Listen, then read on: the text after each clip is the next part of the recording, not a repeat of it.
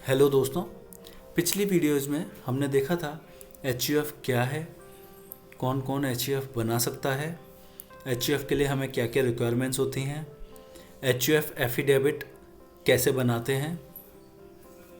इस वीडियो में हम देखेंगे एच का पैन कार्ड एप्लीकेशन कैसे अप्लाई करना है। तो उसके लिए हमें प्रोटीन टैग की वेबसाइट पर जाना है। यहाँ पर हमें दिख रहा है न्यू एप्लीकेशन और रिज्यूम एप्लीकेशन। तो क्योंकि हमें नई एप्लीकेशन बनानी है तो हम न्यू एप्लीकेशन पर जाएंगे। यहाँ पर हमको ऑप्शन पूछ रहा है कि सेलेक्ट पेन एप्लीकेशन टाइप, तो हमारा न्यू एप्लीकेशन है या फिर एग्जिस्टिंग पेन में हमें कुछ चेंज कराना है। तो क्योंकि हमारा ये न्यू एप्लीकेशन है तो हम इस ऑप्शन पे जाएंगे, यहाँ ड्रॉप डाउन सेलेक्ट करेंगे और यहाँ पर एच के लिए इंडियन एंटिटी सेलेक्ट करेंगे। तो मैं आपको ये डिफरेंस समझा देता हूँ एक बार। न्यू पेन देखिए, यहाँ पर न्यू पेन आप सेलेक्ट करेंगे और उसमें फॉर्म नंबर 93 इंडिविजुअल पेन के लिए, जो आप अपना पर्सनल पेन बनाएंगे उसके लिए। फॉर्म नंबर 94 एच पेन के लिए, इसमें एच पेन हो सकता है और ट्रस्ट ये सब हो सकते हैं, ठीक है। और ये फॉरेन सिटीजन जो NRI हैं उन लोगों के लिए, और जो NRIs एंटिटीज हैं उन सब के लिए। और यहाँ पर ये चेंज और करेक्शन कराना है एग्जिस्टिंग पेन में, उसके लिए ये वाला फॉर्म है। तो क्योंकि हमें एच का लेना है तो हम फॉर्म नंबर 94 सेलेक्ट करेंगे। जैसे हम फॉर्म 94 सेलेक्ट करेंगे, यहाँ पर हमारे पास ऑप्शन आ जाएगा ड्रॉप डाउन में, ये सारे ऑप्शंस आ जाएंगे। इसमें हमें एच सेलेक्ट करना है, तो उसके लिए थोड़ा सा नीचे स्क्रॉल करेंगे। एच हिंदू अनडिवाइडेड फैमिली, ये हम सेलेक्ट कर देंगे। क्योंकि हमें एच एप्लीकेशन ले रहे हैं तो इसमें एच का फर्स्ट नेम नहीं रहेगा, मिडिल नेम भी नहीं रहेगा, सिर्फ लास्ट नेम भरना है हमको। लास्ट नेम में क्या भरना है, कर्ता का जो हमने एफिडेविट में भरा था कर्ता नेम, वही कर्ता नेम लिखना है और उसके आगे हमें स्पेस देकर एच लिख देना है। तो जैसे अगर आपका नाम एग्जाम्पल के लिए राज गोयल है तो आप यहाँ पर राज स्पेस गोयल स्पेस एच भर सकते हैं। अब यहाँ पर डेट ऑफ बर्थ या इनकॉर्पोरेशन या फॉर्मेशन, तो जो हमने एफिडेविट में डेट ऑफ इनकॉर्पोरेशन ली थी वही हमें बननी है। अगर आपने एफिडेविट में 19042020 ली थी, अगर एग्जाम्पल के लिए ले रहा हूँ कि जो आपकी मैरिज डेट है या आपके जो आपका बच्चा हुआ था उसके बर्थ डेट है, तो वो आप यहाँ डेट ऑफ इनकॉर्पोरेशन जो आपने एफिडेविट में ली थी वो यहाँ भरनी है। फिर यहाँ पर ईमेल आईडी आप अपनी दे देंगे और अपना मोबाइल नंबर दे देंगे। उसके बाद हम यहाँ पर ये चेकबॉक्स सेलेक्ट करना है और यहाँ पर कैप्चा वेरीफाई करना है और यहाँ पर सबमिट कर देना है। अभी जब हमने फॉर्म सबमिट कर दिया तो हमें एक टोकन नंबर जनरेट हो जाता है। ये टोकन नंबर हमको याद रखना है। तो फॉर एग्जांपल ये टोकन नंबर मैंने कॉपी कर लिया। अब मैं कंटिन्यू करूँगा। ये टोकन नंबर याद रखिए 30 डेज़ के लिए वैलिड है, तो आपको ये पेन एप्लीकेशन 30 डेज़ के अंदर इस टोकन नंबर से फिल कर सकते हैं। उसके अगर 30 डेज़ की बात करेंगे तो आपको नया टोकन जनरेट करना पड़ेगा।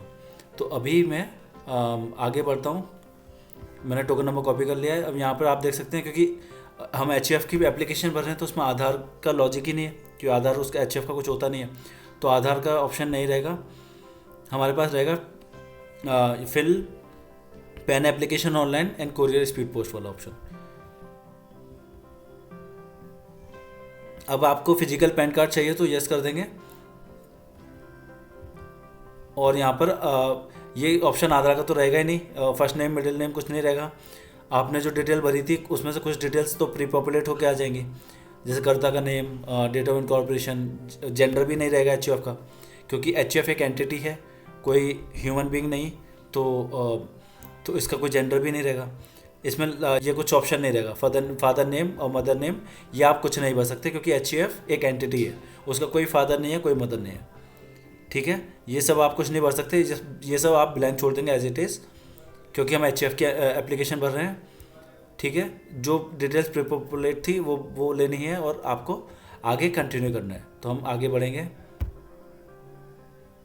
अब यहाँ पर हमने कंटिन्यू किया। अब हमें ये देखना है कि सोर्स ऑफ इनकम क्या होगी एच की। तो अगर आपको इसमें श्योर नहीं है तो नो इनकम सेलेक्ट कर सकते हैं। नो इनकम सेलेक्ट करके आप इसमें आगे बढ़ सकते हैं। तो एड्रेस फॉर कम्युनिकेशन में आपको नीचे अपना एड्रेस भर देना है। और ऑफिस एड्रेस में भी अगर ऑफिस एड्रेस है आपका सेपरेट तो वो भर सकते हैं। अदरवाइज़ जो आप कम्युनिकेशन एड्रेस में भर रहे हैं वही एड्रेस आप ऑफिस एड्रेस में भी भर सकते हैं, सेम एड्रेस। तो अब कम्युनिकेशन एड्रेस में आपका क्या एड्रेस होना चाहिए? ये एड्रेस वही होना चाहिए जो आपने एफिडेविट में भरा है, जो आपने कर्ता के नेम के आगे एफिडेविट में जो भरा था, जो टेबल थी उसमें आपने भरा था, वही एड्रेस आपको यहाँ भरना होगा। वो सब फिल करने के बाद यहाँ कंट्री कोड वगैरह सेलेक्ट कर सकते हैं और फिर हम ये सब एड्रेस डिटेल ये सब फिल करने के बाद हम इसमें आगे बढ़ेंगे। तो चलिए मैं ये सारी डिटेल्स भर देता हूँ।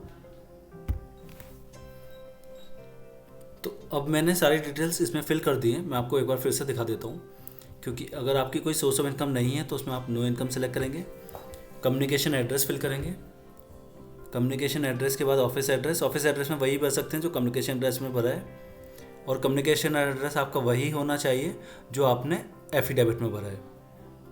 अब यहाँ पर आपने टेलीफोन नंबर जो मोबाइल नंबर है वो भर दिया, मतलब भरना नहीं है, ये तो ऑटोमेटिकली प्रीफिल होके आ जाएगा लास्ट जो आपने भरा था। अब नीचे एक सेक्शन आता है ऑथराइज्ड रिप्रेजेंटेटिव, इसमें बाय डिफ़ॉल्ट यस सेलेक्टेड आएगा।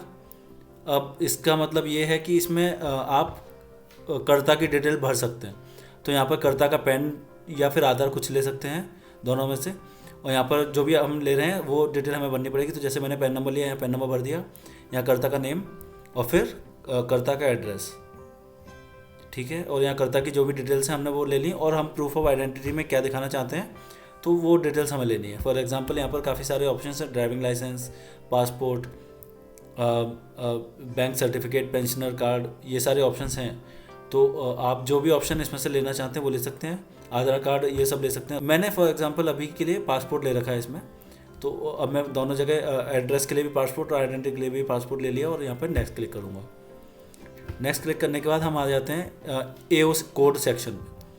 तो अब यहाँ पर ये डिटेल्स हमको क्योंकि पता नहीं है तो हम ये डिटेल्स कैसे भरें, तो उसके लिए हमें क्या करना है, नीचे जाएंगे, यहाँ पर इंडियन सिटीजन सेलेक्ट करेंगे और इधर हम स्टेट डालेंगे, जो भी आपका स्टेट है। फॉर एग्जांपल मैंने कर्नाटका ले लिया और इधर मैंने बेंगलोर ले लिया।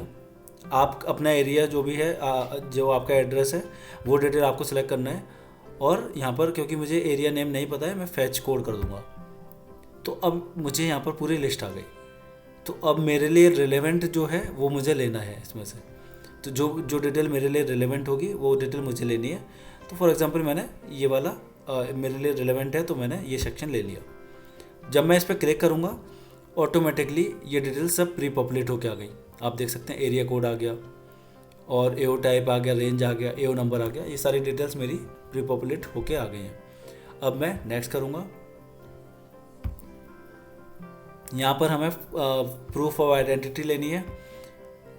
तो प्रूफ ऑफ आइडेंटिटी में आप देख सकते हैं जैसे तो जो डॉक्यूमेंट्स मुझे वहाँ कोरियर करना है, जो मुझे क्योंकि हमें ये सारे डॉक्यूमेंट्स ये फॉर्म फिल करने के बाद कोरियर करना होता है, तो जो डॉक्यूमेंट मुझे कोरियर करना है वो मुझे सेलेक्ट करना पड़ेगा। तो मैंने वहाँ पर पासपोर्ट लिया था, इधर भी मैं पासपोर्ट ले लेता हूँ, प्रूफ ऑफ एड्रेस में भी पासपोर्ट ले लेता हूँ, और proof of date of birth के लिए भी मैंने पासपोर्ट ले लिया फॉर एग्जांपल। अब यहाँ पर ये डिक्लेरेशन फॉर्म आ गया कि आई कर्ता name the applicant in capacity of representative SSC या फिर ऑथराइज्ड रिप्रेजेंटेटिव, ठीक है। तो यहाँ पर रिप्रेजेंटेटिव SSC क्योंकि हम खुद ही भर रहे हैं तो ये डिटेल्स हमें भर देनी है। यहाँ पर प्लेस, जिस प्लेस से आप भर रहे हैं वो प्लेस लेना है, और ये डेट आज का आ जाएगा, और यहाँ पर कर्ता का नाम जो है वो ऑटोमेटिक प्रीफिल होकर आ जाएगा, और डिजिग्नेशन, और फिर यहाँ पर हम सबमिट कर देंगे। तो अब फॉर एग्जांपल मैं इसको सबमिट करता हूँ। कुछ मैंडेटरी इन्फॉर्मेशन इसमें हमारी रह गई है। तो जैसे अभी आपने देखा मुझे एक एरर मैसेज आई, काइंडली फिल मैंडेटरी इन्फॉर्मेशन, तो कॉन्टैक्ट वाले में इसने रेड कर दिया। तो यहाँ पर मेरा कुछ डिटेल रह गया है, तो मैं कॉन्टैक्ट पेज पे जाऊँगा, यहाँ देखूँगा कि मेरा कौन सा डिटेल रह गया है, ठीक है। अब ये मैंने क्योंकि मैं अपनी मैंडेटरी जो एरर आ रही थी वो एरर मैंने फिक्स कर दी है। मैंने यहाँ पर जो डिस्ट्रिक्ट था ब्लैंक था वो मैंने फिल कर दिया है। तो अब मैं इसको नेक्स्ट कर दूंगा। नेक्स्ट करने के बाद फिर से नेक्स्ट कर दूंगा क्योंकि ऑलरेडी ये डिटेल मैंने भर दी थी पहले। अब मैं फिर से इस सेक्शन पे आ गया, यहाँ पर भी मैंने सारी डिटेल्स भर दी हैं। अब मैं सबमिट करूँगा